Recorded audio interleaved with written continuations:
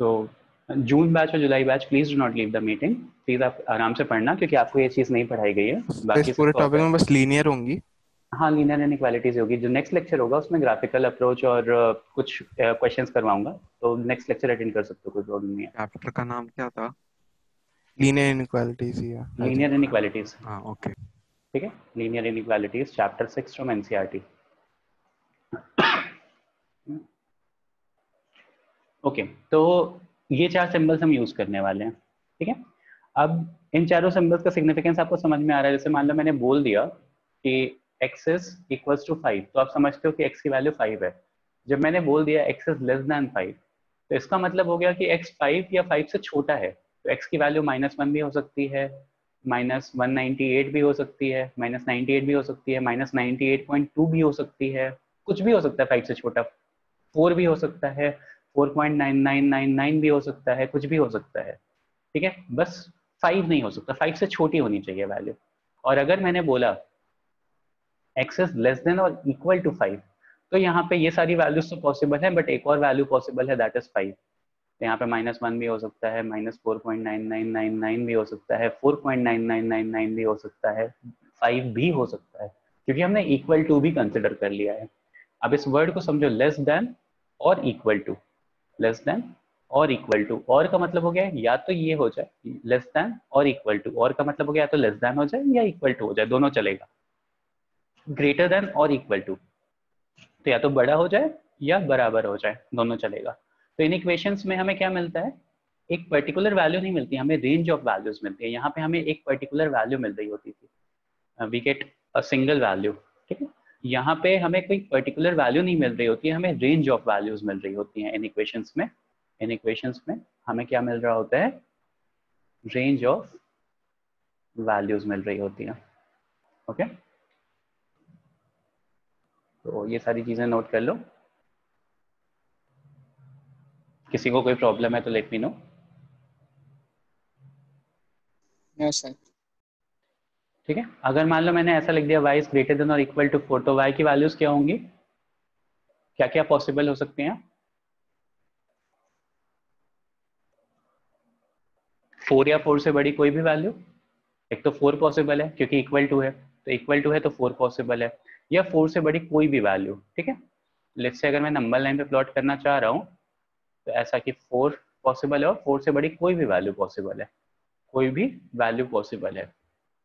तो मतलब ये पूरा रीजन, ऐसे का पूरा पूरा का पूरा रीजन पॉसिबल है। ठीक है, अब नंबर लाइन पे प्लॉट करने का वे बताता हूँ। नंबर लाइन पे प्लॉट करने का वे बताता हूँ। तो देखो, नंबर लाइन क्या होती है सबको पता है ना, कि एक रियल एक्सिस होती है मेरे पास, एक एक्सिस होती है मेरे पास, जिसपे सारे रियल नंबर्स को हम प्लॉट कर सकते हैं। ये पॉजिटिव इन्फिनिटी तक जाती है और ये निगेटिव इन्फिनिटी तक जाती है, जीरो सेंटर में होता है कहीं। ठीक है, अब जैसे मान लो मेरे पास सोल्यूशन है x इज ग्रेटर देन 4। ठीक है, तो हम क्या करेंगे, 4 मार्क करेंगे, और x इज ग्रेटर देन 4 है, तो x ग्रेटर देन 4 के लिए what I will be doing is कि देखो, एक यहाँ पे दो चीजें होती हैं, एक होता है डार्क सर्कल, एक होता है ओपन सर्कल। डार्क सर्कल का मतलब होता है included, included spelling, included. Open circle का मतलब होता है not included, open circle is not included. तो डार्क सर्कल का मतलब होता है इंक्लूडेड, ओपन सर्कल का मतलब है नॉट इंक्लूडेड। अब मुझे बताओ कि इसमें 4 इंक्लूडेड है कि नॉट नॉट इंक्लूडेड है। If I am writing something that x is not. Greater than, not included है। ठीक है, नॉट इंक्लूडेड के लिए हम क्या करेंगे, 4 पे हम ओपन सर्कल बना देंगे, I will make an open circle on 4। और x ग्रेटर देन 4 है, तो 4 के राइट वाले रीजन को हम क्या करेंगे, डार्क कर देंगे। 4 के राइट वाले रीजन को हम क्या करेंगे, डार्क कर देंगे। तो इस नंबर लाइन को देखते ही हमें समझ में आ रहा है कि 4 से बड़ी वैल्यूज को कंसिडर करना है, जो डार्क डार्क रीजन होता है मेरा, उसको कंसिडर करना होता है। तो इस नंबर लाइन को देखते ही मुझे समझ में आ रहा है कि 4 से बड़ी वैल्यूज को कंसिडर करना है, ग्रेटर देन 4 वाली वैल्यूज को कंसिडर करना है। ठीक है, ग्रेटर देन 4 वाली वैल्यूज को कंसिडर करना, और 4 इक्वल नहीं है, 4 इज नॉट इंक्लूडेड। ठीक है, वही अगर मान लो मेरे पास ऐसा हो जाता कि y इज लेस देन और equal to 2, y is less than और इक्वल टू 2, तो हम क्या करते, वापस से एक नंबर लाइन बनाते, माइनस इंफिनिटी से इंफिनिटी, 0, यहाँ पे 2 आता कहीं, 0 के राइट में 2 आता। अब देखो इस पर्टिकुलर सिचुएशन में 2 इंक्लूडेड है कि नहीं है, ठीक है, क्योंकि इक्वल टू भी है ना, तो इक्वल टू होने का मतलब कि 2 इज इंक्लूडेड। तो वंस द 2 इज इंक्लूडेड तो हम 2 पे डार्क सर्किल बनाएंगे, ठीक है ऐसा।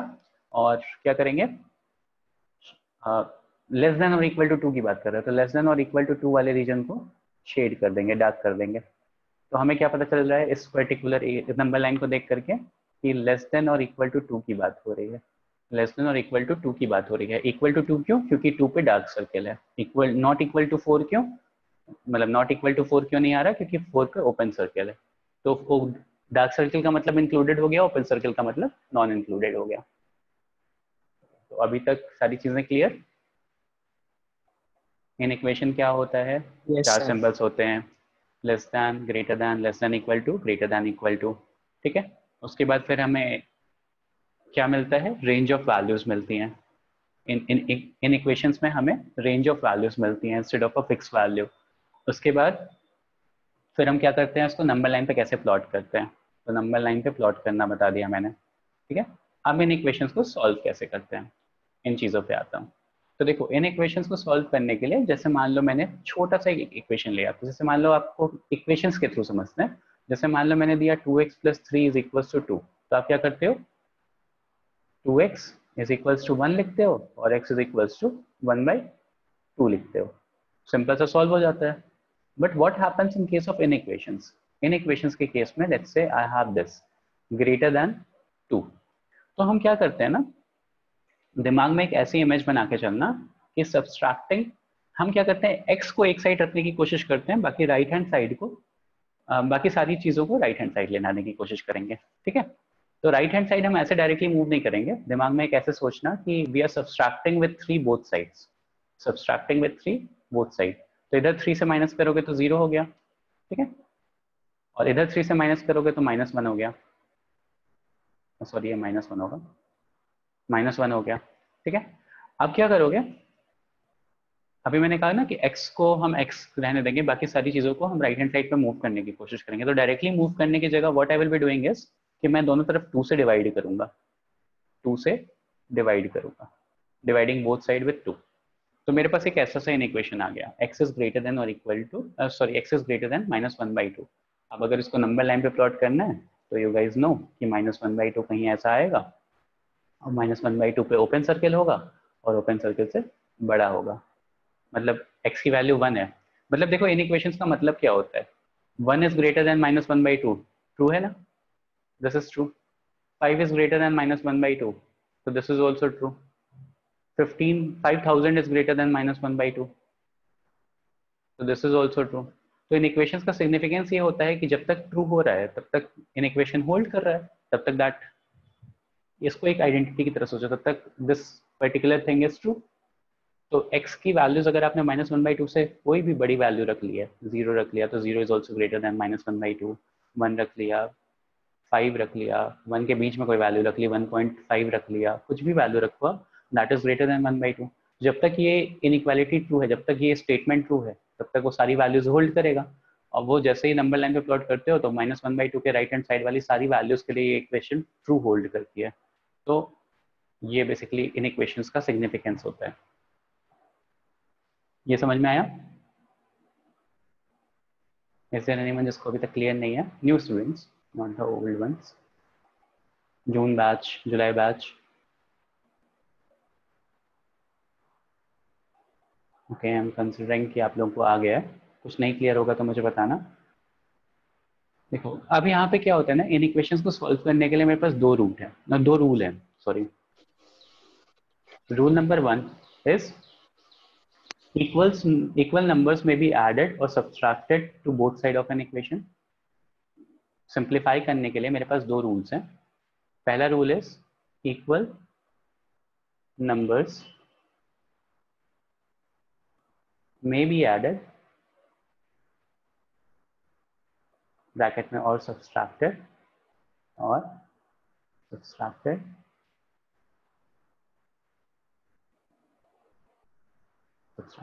और सब्सट्रैक्टेड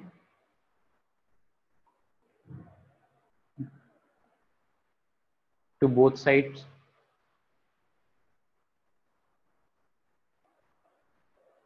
ऑफ द इक्वेशंस। ऐसा कुछ नहीं है कि हम राइट हैंड साइड पे ले जा रहे हैं या लेफ्ट हैंड साइड पे ले जा रहे हैं, जो मैं बता रहा था अभी आपको पिछले क्वेश्चन में, कि हम ऐसा सोचेंगे कि दोनों तरफ -3 से, ऐसा कुछ नहीं कि आप 3 को इस साइड ले जा रहे हो, कोई इक्वेशन होती तो ले जाना समझ में आता था, but since this is an equation, करते वही प्रोसेस है, बट इसको समझो इस तरह से कि we are subtracting -3 both sides, क्योंकि हमें यहाँ x के कोफिशिएंट को खत्म, x को लेफ्ट हैंड साइड पे रखना है, बाकी सारी चीजों को खत्म करना है लेफ्ट हैंड साइड से, एलिमिनेट करना है right hand left hand side से। तो what I will be doing is कि मैं क्या करूंगा, दोनों तरफ ऐसा सोचूंगा कि I am subtracting with -3 both sides. तो -3 यहाँ पे सब्सट्रैक्ट करोगे तो दिस बिकम्स 0, फिर -3 यहाँ पे भी सब्सट्रैक्ट किया तो दिस बिकम्स -1। तो यही रूल लिखा हुआ है, rule number 1।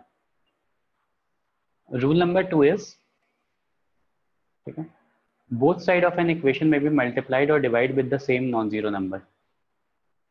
Both the sides, both the sides of the in equation may be multiplied bracket में or divided by the same number, by the same number. Both the sides of the in equation may be multiplied or divided by the same number. ठीक है, देखो जैसे यहाँ पे क्या हुआ था, इस पर्टिकुलर इक्वेशन पे पहुंचने के बाद मैंने क्या किया था, दोनों तरफ 2 से डिवाइड किया था, बोला था ना मैंने, डिवाइड विद 2 बोथ साइड्स। तो डिवाइड विद 2 बोथ साइड्स करोगे तो x ग्रेटर देन -12 आ गया। देखने में बहुत इजी सा लग रहा है कि 2 को इधर ले जाऊंगा और हो जाएगा, लेकिन नहीं, अभी है नहीं। देखो आगे एक और रूल लिखवा देता हूँ मैं, एक एक्स्ट्रा रूल है, लिख लो इसको, कि अगर मैंने क्या किया, किसी नेगेटिव नंबर से मल्टीप्लाई या डिवाइड किया है, if we multiply or divide by a negative number, if we multiply or divide by a negative number, तो क्या होता है, sign of inequality is reversed, sign of inequality is reversed, sign of inequality is reversed. Okay, तो अब देखो क्या problem हो रही थी, जैसे ये नोट कर लो rule number 3, if you multiply और divide by a negative number the sign of inequality is reversed, the sign of inequality is reversed. तो अब देखो हो क्या रहा है, यहाँ पे तो सिंस पॉजिटिव नंबर था तो आप ऐसा सोच पा रहे हो कि हम यहाँ ले जाकर के डिवाइड कर दोगे, बट ठीक है, दैट इज ट्रू, गलत नहीं है, क्योंकि हो तो वही चीज रही है। बट क्यों ये प्रोसेस, क्यों ये रूल नंबर 2 बहुत इंपॉर्टेंट हो रहा है, उसका एक रीजन है। उसका rule number 2 is important because of rule number 3। What if I get something like this कि -2x इज ग्रेटर देन 1, तो आप क्या करोगे, -2 से ले जाके डिवाइड कर दोगे, तो x इज ग्रेटर देन -1/2 आ जाएगा।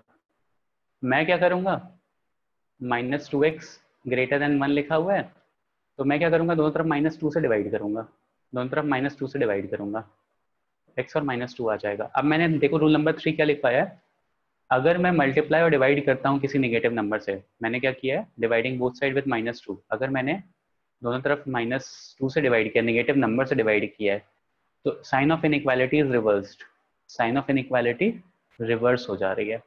आपका आंसर आया x इज ग्रेटर देन -1/2, मेरा आंसर आया x इज लेस देन -1/2, दोनों में बहुत डिफरेंस है। यहाँ पे मैं क्या कर रहा हूँ, मैं -12 से लेस वाली वैल्यूज कंसिडर कर रहा हूँ, आप क्या कर रहे हो, -12 से बड़ी वाली वैल्यूज कंसिडर कर रहे हो, तो दोनों में से कोई एक ही आंसर सही हो सकता है ना, ये वाला सही है। तो that is why I am saying this thing कि दोनों तरफ इक्वल नंबर से सब्सट्रैक्ट कर, दिमाग में ऐसा सोचो कि दोनों तरफ इक्वल नंबर से सब्सट्रैक्ट कर रहे हो, कोई बहुत कॉम्प्लिकेटेड चीज नहीं है, या ऐसा सोचो कि दोनों तरफ सेम नंबर से डिवाइड कर रहे हो, और अगर किसी नेगेटिव नंबर से डिवाइड कर रहे हो तो इनइक्वालिटी का साइन रिवर्स कर दो। अगर इतना करते रहोगे तो इन इक्वेशंस के क्वेश्चन गलत नहीं होंगे। क्लियर हुआ तीनों रूल?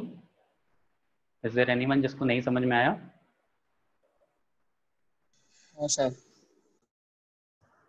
ओके, तो जैसे मान के चलो ये वाला क्वेश्चन सॉल्व करते हैं, ठीक है। तो 2x 15 is less than minus 14 plus 4x. ठीक है, let's say I have this question, ये क्वेश्चन मैं करवा रहा हूँ, अभी ध्यान से देखो। तो क्या करते हैं, x को एक साइड रखने की कोशिश करते हैं और बाकी सारी चीजों को राइट हैंड साइड, मतलब दूसरी तरफ रखने की कोशिश करते हैं, राइट हैंड साइड में। ठीक है, अब अगर मैं 2x से सब्सट्रैक्ट करता हूँ दोनों तरफ, if I am subtracting with 2x both sides, तो यहाँ से x एलिमिनेट होकर के इस साइड पहुंच जाएगा। तो सबसे पहला स्टेप क्या करूंगा, सब्ट्रैक्ट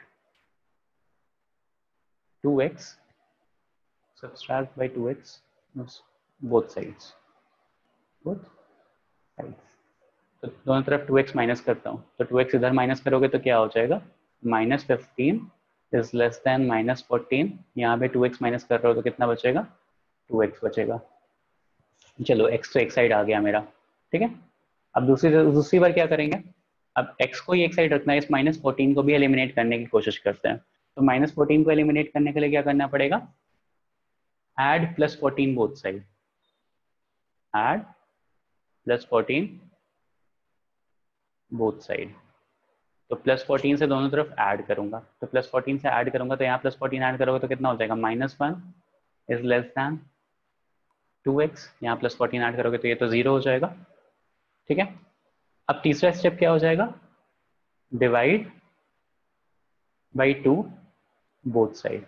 ये लिखने की जरूरत नहीं है, ये सिंस इनिशियल स्टेप है तो मैं समझाने के लिए बता रहा हूँ कि प्रोसेस क्या क्या चल रहा है।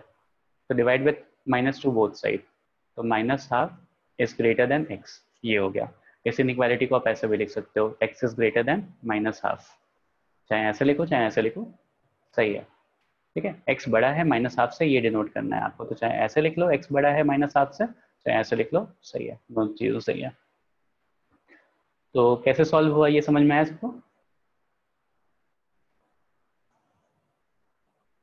Is this clear?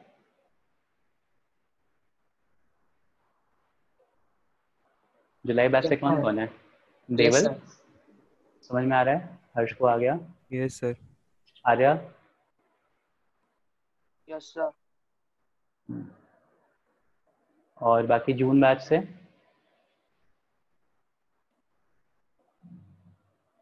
रिया आप जून बैच में हो ना, यस सर। क्लियर हो गया ना ये इतना कैसे सॉल्व करना है? Yes sir. आपने जून बैच को नहीं पढ़ाया ना अभी इनइक्वालिटीज, रिया? नहीं, जून बैच को नहीं करवाया, हाँ ठीक है, बट आईसीएसई 10th में हाँ 10th में था, आईसीएसई में था, मतलब सीबीएसई में नहीं था, जिसने आईसीएसई से पढ़ा है उनको आता होगा। ठीक है, तो एक क्वेश्चन आप लोग खुद से सॉल्व करो, ध्यान रखना कुछ भी गड़बड़ नहीं होना चाहिए, मतलब बहुत आराम से सॉल्व करना। चलो इतना ही करो, यहाँ x की वैल्यूज बताओ क्या क्या आएगी,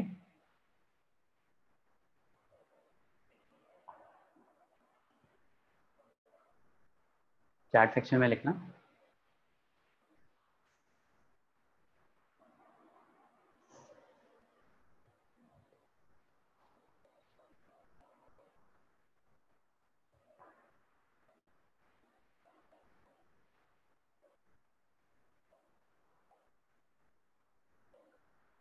ओके, देखने दे वाले भी,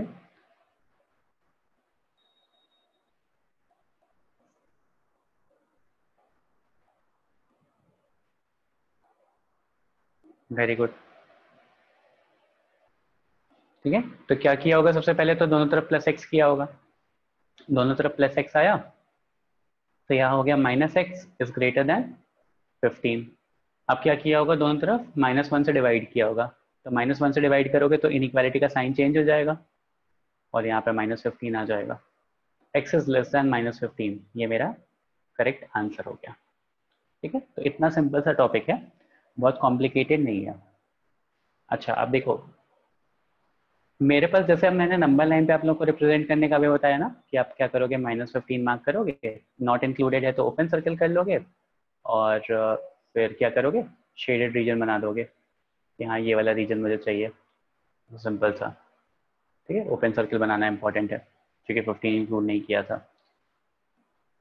अब देखो इसको रिप्रेजेंट करने का एक और वे होता है जिसको हम बोलते हैं ब्रैकेट के थ्रू रिप्रेजेंट करना। तो जब भी मेरा क्लोज ब्रैकेट होता है, क्लोज ब्रैकेट, क्लोज ब्रैकेट्स, इसका मतलब होता है इंक्लूडेड, इसका मतलब होता है इंक्लूडेड। जब भी मेरे ओपन ब्रैकेट्स होते हैं, ओपन ब्रैकेट्स होते हैं, तो इसका मतलब होता है नॉट इंक्लूडेड, इसका मतलब होता है नॉट इंक्लूडेड। आप देखो इसमें भी ब्रैकेट से डिनोट करते टाइम भी कुछ रूल्स होते हैं, जैसे इन्फिनिटी और माइनस इन्फिनिटी जो होता है ना, इन्फिनिटी या और माइनस इन्फिनिटी, ये हमेशा ओपन ब्रैकेट से डिनोट होते हैं, ऑलवेज ओपन ब्रैकेट से डिनोट होते हैं। क्यों इन ओपन ब्रैकेट से डिनोट होते हैं? खुद ही सोचो कि इन्फिनिटी इज समथिंग जो हमें पता ही नहीं है कि क्या है। इट इज सो फार कि आप जितना भी बड़ा सोच पा रहे हो मैं उससे हमेशा +2 आगे बढ़ सकता हूँ या हमेशा उससे आगे बढ़ सकता हूँ। तो इन्फिनिटी को जब हमें पता ही नहीं है कि क्या है तो हम उसको कैसे इंक्लूड कर सकते हैं? तो we can not include it. तो इन्फिनिटी और माइनस इन्फिनिटी पे हम हमेशा ओपन ब्रैकेट्स लगाते हैं, ठीक है। क्लोज ब्रैकेट्स हम उन्हीं नंबर पे लगाते हैं जब हमें इक्वल टू साइन मिलता है, जब हमें उनको इक्वेट करना होता है, ओके। जैसे फॉर एग्जाम्पल इस वाले आंसर में मैं क्या लिखूंगा, द आंसर इज, अगर ब्रैकेट्स के टर्म में लिखूंगा, माइनस इन्फिनिटी से लेकर के -15 तक, कॉमा से सेपरेट करते हैं, तो इसका ये मतलब हो जाता है कि माइनस इन्फिनिटी से -2 तक आया है और -15 पे ओपन ब्रैकेट रहेगा। ओपन ब्रैकेट क्यों? क्योंकि -15 is not included, open circle है यहाँ पे, एंड माइनस इन्फिनिटी पे तो हमेशा ही ओपन ब्रैकेट रहता है। तो इसका सोल्यूशन चाहे ऐसे लिख लो, दिस इज ऑल्सो करेक्ट, चाहे नंबर लाइन बना लो, दिस इज ऑल्सो करेक्ट, चाहे ऐसे लिख लो, दिस इज ऑल्सो करेक्ट। अगर मान लो बाई चांस, ये क्लियर है ना अभी तक जितना बताया? क्लोज ब्रैकेट, क्लोज ब्रैकेट का मतलब हो गया इंक्लूडेड, ओपन ब्रैकेट का मतलब हो गया नॉट इंक्लूडेड, इन्फिनिटी और माइनस इन्फिनिटी पे हमेशा ओपन ब्रैकेट्स रहते हैं, ठीक है। तो जैसे मान लो अगर मेरे पास कोई क्वेश्चन है जिसमें लिखा है x is greater than equal to 2, final solve करने के बाद ऐसा आया, तो देखो हम क्या करेंगे, सबसे पहले तो 2 को इंक्लूड करना है, 2 को इंक्लूड करना है, तो 2 लिखेंगे, कॉमा कहाँ तक जाएगा ये, इन्फिनिटी तक जाएगा, तो इन्फिनिटी पे ओपन ब्रैकेट, इन्फिनिटी पे ओपन ब्रैकेट। देखो कि ध्यान से देखना, ये 2 पे इंक्लूड किया है तो ओपन, क्लोज ब्रैकेट और ओपन ब्रैकेट साथ में भी आ सकता है, ऐसा जरूरी नहीं है कि दोनों ही क्लोज ब्रैकेट्स होंगे या दोनों ही ओपन ब्रैकेट्स होंगे। इसका ये मतलब हो गया कि 2 इंक्लूडेड है और इन्फिनिटी को तो हम कभी इंक्लूड कर ही नहीं सकते। इसका, इसको देखते ही आपको सीधे से समझ में आना चाहिए कि ऐसा सा कुछ सोल्यूशन है, 2 टू इन्फिनिटी कोई सोल्यूशन है। ये पॉइंट समझ में आया? अगर मान लो मेरे पास ऐसा आ गया कि x इज ग्रेटर देन और equal to 2 and x is greater than और equal to 2 and x is less than 4, ठीक है। तो अगर मैं ब्रैकेट्स के टर्म में बनाऊंगा तो देखो क्या हो जाएगा। अच्छा, लेफ्ट हैंड साइड पे हमेशा छोटी वाली वैल्यू रखते हैं, मतलब नंबर लाइन पे जो वैल्यू पहले आती है उसको लेफ्ट हैंड साइड पे रखते हैं।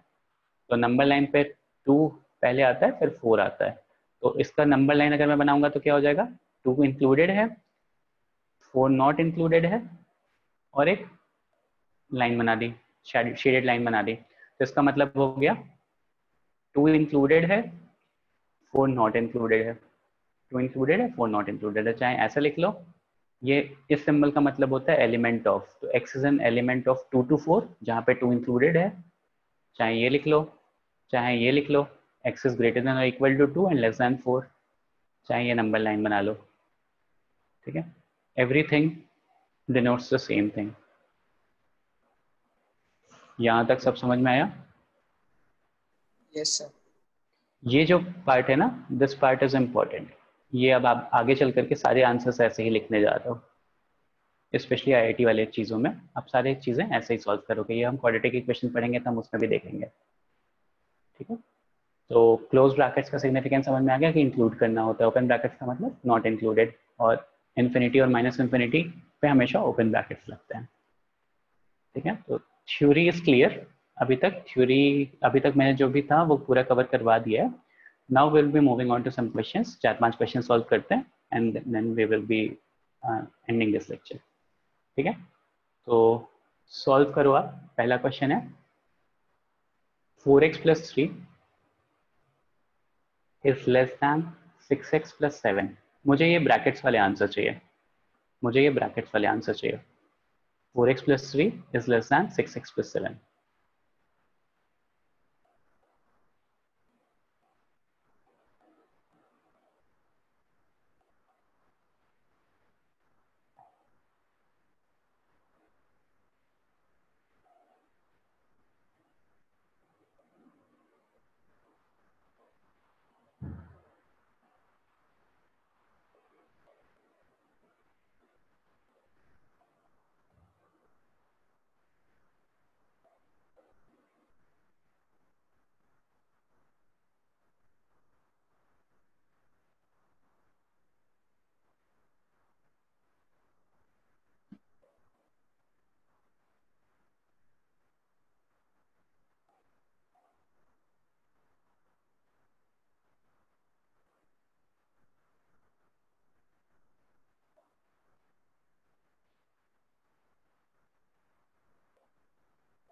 देवल सही है बेटा, लेकिन मैंने क्या कहा था, नंबर लाइन पे जो चीज पहले आती है उसको पहले लिखो।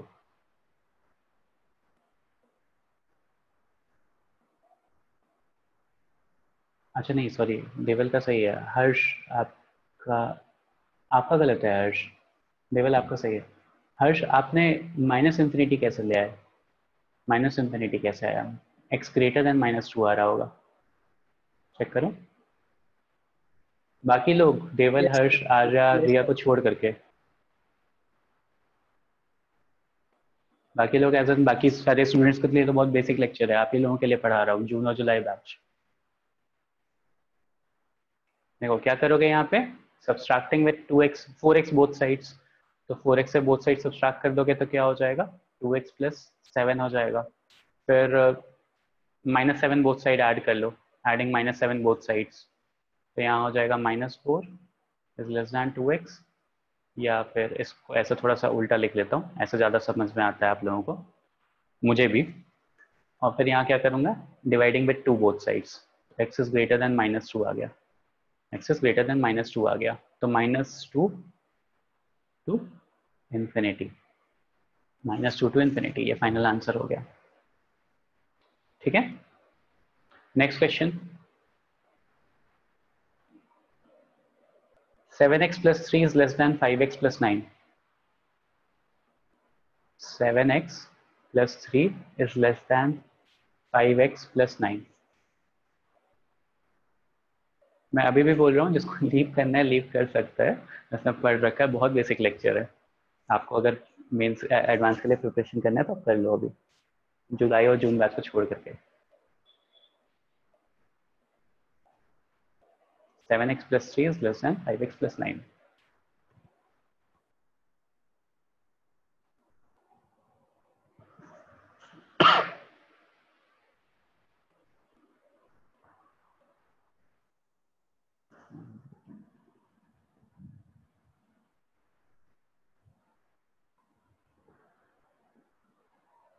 हाँ सही है, सही है उनका।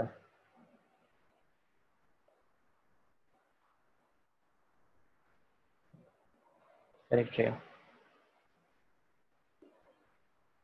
देखो ये 5 ही 6 स्टूडेंट्स हैं जो आंसर कर रहे हैं। ओमकार आपने तो पढ़ ही रखा है, बाकी लोगों का बता रहा हूँ, तो प्लीज़ मेक श्योर कि आप लोग को समझ में आ रहा है। देखो क्या किया मैंने, मतलब प्लीज़ इंश्योर कि अगर नहीं समझ में आ रहा है तो मुझसे पूछ रहे हो, वो कैसे मेक श्योर कर सकते हो कि आ रहा है कि नहीं आ रहा है। अगर नहीं समझ में आ रहा है तो मुझसे पूछ लेना। Dividing multi minus subtracting -5x both side, तो 5x सब्सट्रैक्ट करोगे तो क्या हो जाएगा, 2x + 3 इज लेस दैन +9, ऐसा बचेगा। फिर इस +3 को भी एलिमिनेट करने के लिए क्या करेंगे, सब्सट्रैक्टिंग विद 3 बोथ साइड्स, या एडिंग -3 बोथ साइड्स, ऐसा भी कर सकते हो। तो 2x इज लेस दैन 6, और dividing by 2 both sides, x is less than 3। x less than 3 आ गया तो क्या हो जाएगा, -∞ to 3, दोनों पे ओपन ब्रैकेट। ठीक है, ओके। तो next question is,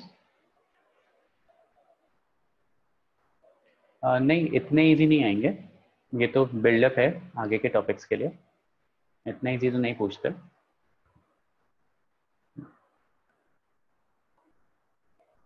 next question है, क्वेश्चन नोट डाउन करो. The marks obtained by a student of class 11th, the marks obtained by a student of class 11th in first and second terminal exams are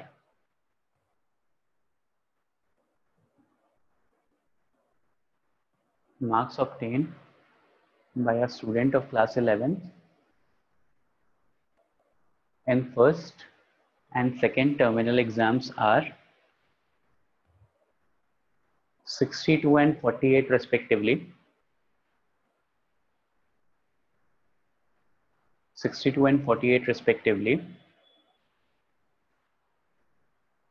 Find the minimum marks he should get in the annual exam.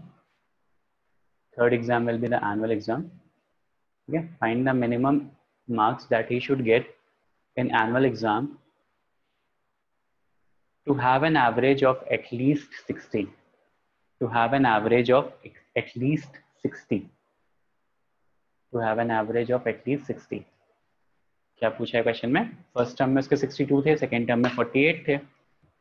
Now find the minimum marks he should get in the annual exam to have an average of at least 60 marks.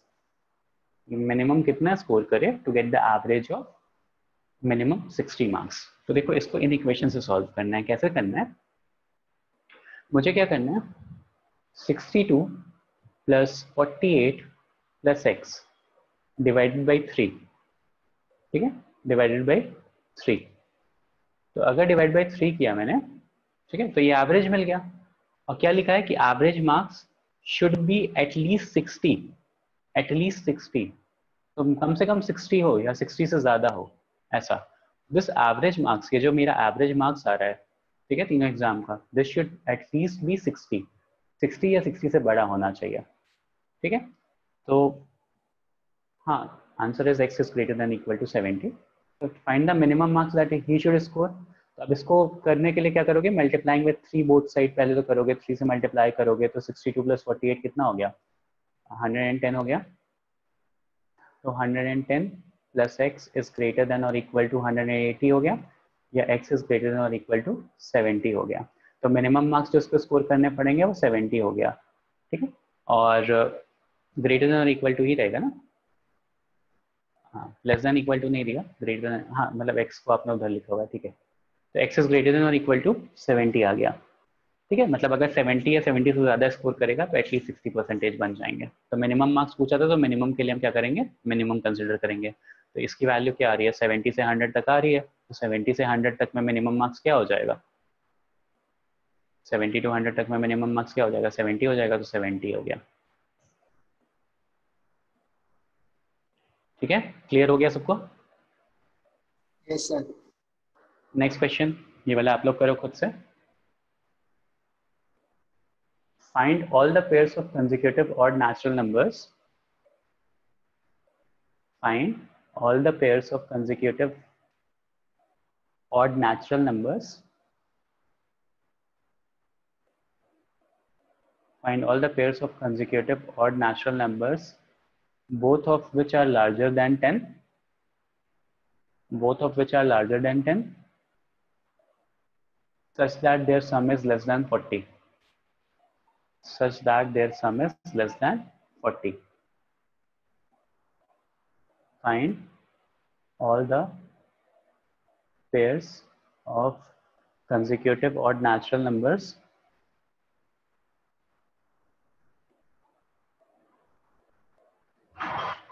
find all the pairs of consecutive odd natural numbers so that both of which are larger than 10, both of which are larger than 10 and their sum is less than 40. And their sum is less than 40.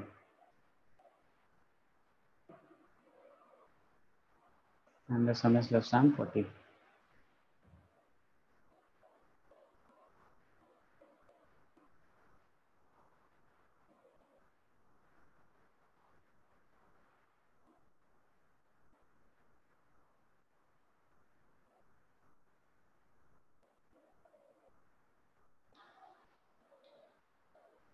Find all the pairs of consecutive odd natural numbers, both of which are larger than 10 and their sum is less than 40.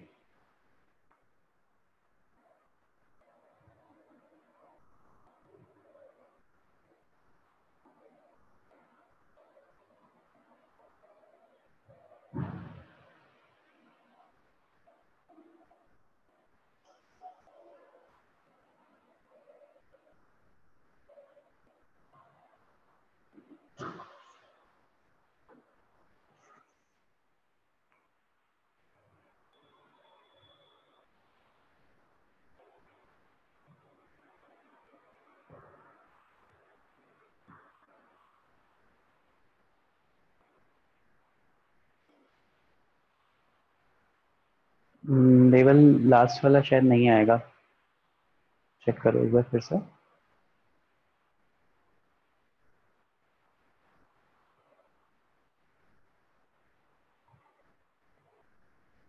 बाकी answer सही है।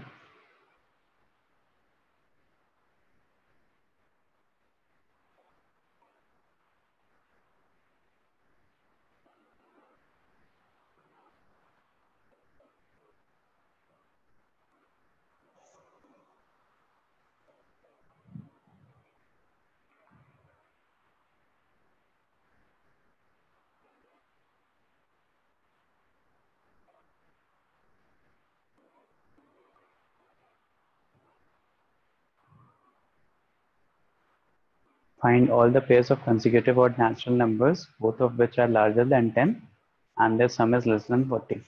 तो देखो consecutive odd natural numbers consider करने हैं, ठीक है? तो let's say the one number is x, तो other number will be x plus 2, ठीक है?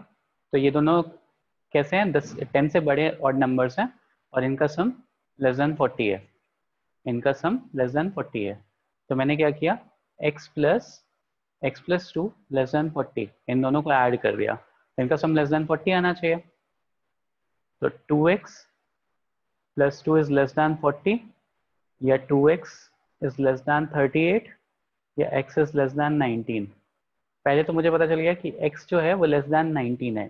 देखो यहाँ से यहाँ इक्वल टू नहीं है, सम इज लेस देन 40 है, यहाँ इक्वल टू नहीं है, तो यहाँ 19 नहीं आएगा, x 19 से छोटा होना चाहिए x, ठीक है? और क्या लिखा हुआ था, both of which are larger than 10। तो larger than 10 ऑड नंबर कौन सा होता है? तो सारे ऑड नंबर्स जो 11 से 19, x की वैल्यू क्या होगी फिर? अगर x की वैल्यू 11 हुई तो दूसरा वाला ऑड नंबर क्या हो जाएगा? 13 हो जाएगा। एक तो ये नंबर मिल गया। अगर x की वैल्यू 13 हुई तो दूसरा वाला मिल जाएगा 15, ठीक है? इफ x की वैल्यू 13 है तो दूसरा वाला 15 मिल जाएगा। इफ x की वैल्यू 15 हुई तो दूसरा वाला 17 मिल जाएगा। इफ x की वैल्यू 17 हुई तो दूसरा वाला 19 मिल जाएगा। x की वैल्यू 19 नहीं हो सकती because x should be less than 19। तो ये 4 पेयर्स मिलेंगे मुझे, ये 4 पेयर्स मिलेंगे।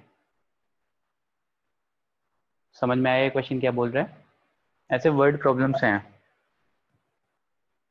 दो कंसेक्यूटिव ऑड नंबर्स, तो दो कंसेक्यूटिव ऑड नंबर्स ले लिए, उनका सम लेस देन 40 दिया हुआ है, सम लेस देन 40 दे करके निकाल दिया। और क्या दिया गिवन था कि x should be both of which are larger than 10। तो 10 से बड़ा नंबर सोचना है जो ऑड हो और 19 से छोटा हो। तो अगर 11 रखा तो दूसरा वाला 13 मिल गया, 13 रखा तो 15, 15 17, 17 एंड 19, ये 4 आंसर आएंगे। ओके तो ठीक है, एक फाइनल क्वेश्चन कर लेते हैं, बस फिर हो गया हमारा काम। Question is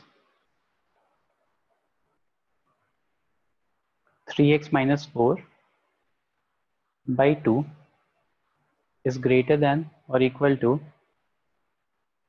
x plus 1 by 4 minus 1, minus 1 कर लो, इसको सॉल्व करो, solve this inequality.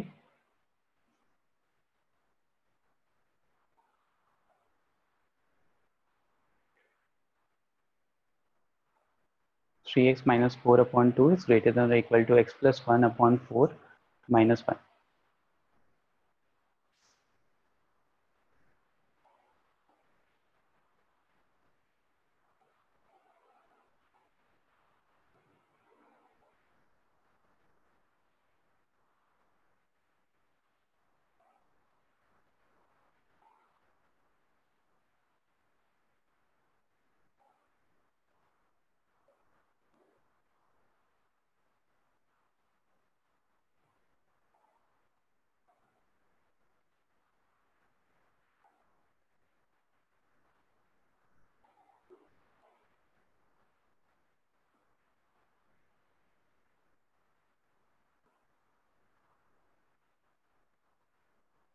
Very good Deval. बाकी लोग भी निकालो।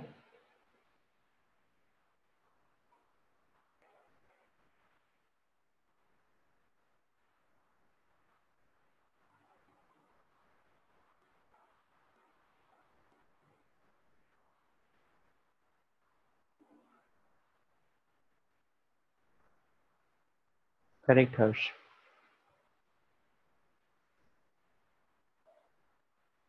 कौन कौन है मीटिंग में? नवीन, आप भी आंसर नहीं कर रहे हो?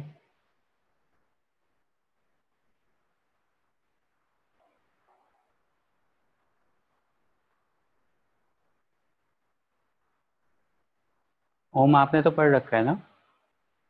ओम 004।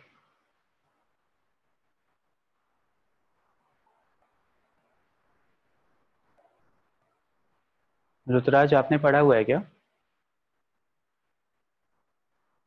सिद्धार्थ गौर। हाँ सर, आईसीएससी 10th स्टैंडर्ड में। अच्छा, सिद्धार्थ गौर यस सर। पढ़ा है बेटा आपने ये पहले? नहीं सर। तो सॉल्व करके आंसर तो लिखो, मुझे पता तो चले कि समझ में आ रहा है कि नहीं। Okay okay sir. हम्म।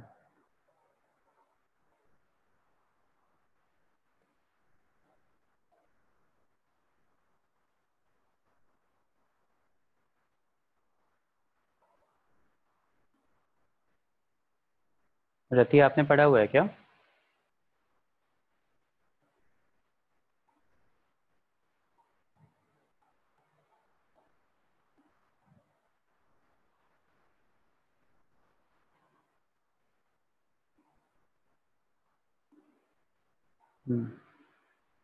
तो क्या आ रहा है आंसर? नहीं आ रहा, गलत आ रहा है बेटा। एक्स इज ग्रेटर देन 1 आ रहा है आंसर। ठीक है, देखो कैसे करना है। हर्ष बताओ अनम्यूट करके कैसे किया, प्रोसेस बताओ। सर पहले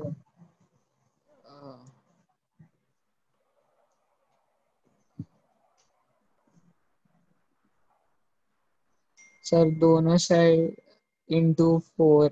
सर मैंने जैसे इक्वेट करते हैं ना वैसे ही किया। नहीं वैसे मतलब ठीक है, प्रोसेस तो वैसा ही है, बट अगर माइनस साइन आ जाता है तो प्रॉब्लम हो जाती है, तो थॉट प्रोसेस ऐसा रखा करो। सर मैं मतलब एक्स को वो साइड दूसरे साइड लेके जाता हूँ। हाँ, कर वही रहे होते हैं, लेकिन सोचा ऐसे करो कि सब्सट्रैक्टिंग बोथ साइड तो ज़्यादा अच्छा प्रोसेस होता है, दिमाग में रखा करो। देखो यहाँ सबसे पहले तो एक साइड को तो सिंप्लीफाई कर सकते हैं ना, तो यहाँ पे एलसीएम ले लेते हैं। तो upon taking LCM I get x plus 1 minus 4/4, और इसको ऐसे ही छोड़ देते हैं। ठीक है, और वापस से सोचो कि -4 हो गया, तो इसको मैं वापस से लिख सकता हूँ x-3। ठीक है, तो यहाँ से I am writing this whole equation as x-3। Now what I am doing is what I will be doing is कि multiply with 4 both sides. Multiply किससे करें? 4 से। तो 4 से मल्टीप्लाई करो तो यहाँ पे हो जाएगा 6x - 8 इज ग्रेटर देन और इक्वल टू x-3। ठीक है, डिनोमिनेटर को हटाने के लिए आप क्या करेंगे? सब्सट्रैक्ट करेंगे किससे? x से, बोथ साइड्स। तो यहाँ पे हो जाएगा 5x - 8 इज ग्रेटर दैन -3। अब क्या करेंगे? Add 8 both sides. तो 5x is greater then, add करोगे तो 5 आ जाएगा यहाँ पे, +8 करो दोनों तरफ। ठीक है, तो यहाँ पे -5 आ जाएगा, सॉरी नहीं 5 ही आएगा, सॉरी माय बैड। +8 करोगे तो दोनों तरफ 5 हो जाएगा। यहीं पे आ रहा है, आपने गड़बड़ किया होगा। ठीक है, फिर क्या करो? Divide by 5 both sides. Divide by 5 both sides. तो डिवाइड बाई 5 कर लोगे तो क्या आ जाएगा? x is greater then 1। x is greater then 1 आ जाएगा। That is my final answer. ठीक है, अगर नंबर लाइन बनाने को आएगा तो नंबर लाइन पे क्या करना? 1 बनाना, 1 को नॉन इंक्लूसिव बनाना और शेड कर देना उससे आगे वाला। समझ में आ गया सबको कैसे करना है? अभी इनिशियली कोशिश करना कि ये चीजें लिखो, मतलब साइड में एक बार ऐसे लिख लो, m for multiply, s for subtract, d for divide, a for add, ऐसे साइड में लिख लो। किससे कर रहे हो वो लिख लो राइट साइड में, तो ज्यादा इजी रहेगा। स्टार्टिंग के मतलब पहली एक्सरसाइज के लिए बस, बाद में आदत हो जाएगी ऐसे सोचने की। ऐसे सोचने पे ना क्वेश्चन गलत नहीं होता कभी, that is why I am asking you, क्योंकि कॉम्प्लिकेटेड क्वेश्चंस आते हैं तो बहुत प्रॉब्लम होती है। तो make this as an habit to think in this way, ठीक है। इन इक्वेशंस की तरह मत सोचो इसको कि सबको लेफ्ट हैंड साइड पे ले आ रहे हो, डिवाइड कर दे रहे हो, मल्टीप्लाई कर दे रहे हो।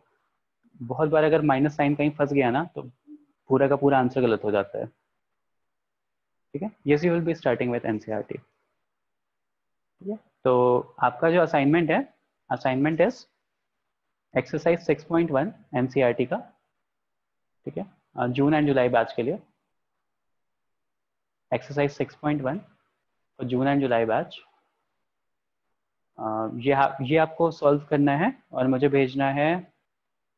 हम लोग की क्लासेस हैं जुलाई, ठीक है। 6.1 ये आप थर्सडे तक भेजो मुझे, थर्सडे तक भेजोगे मुझे। और ये आपके लिए कंपलसरी है जून एंड जुलाई बैचेस के लिए, बाकी सबके लिए ऑप्शनल है। This is compulsory for June and July batch. Exercise 6.1 solve करके आप मुझे थर्सडे तक मेरे नंबर पे भेजोगे, ऑन माई व्हाट्सएप नंबर। कोई प्रॉब्लम नहीं ना? चलो ठीक है, थैंक यू एवरीवन। मैं होस्ट चेंज कर दे रहा हूँ, आपका एक और लेक्चर होगा शायद।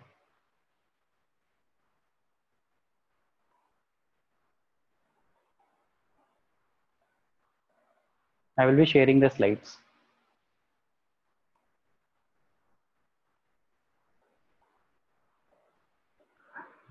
Not under my control, Ayush. आप केमिस्ट्री वाले टीचर से बात कर लेना अपने। चलो, thank you everyone, bye. Bye sir.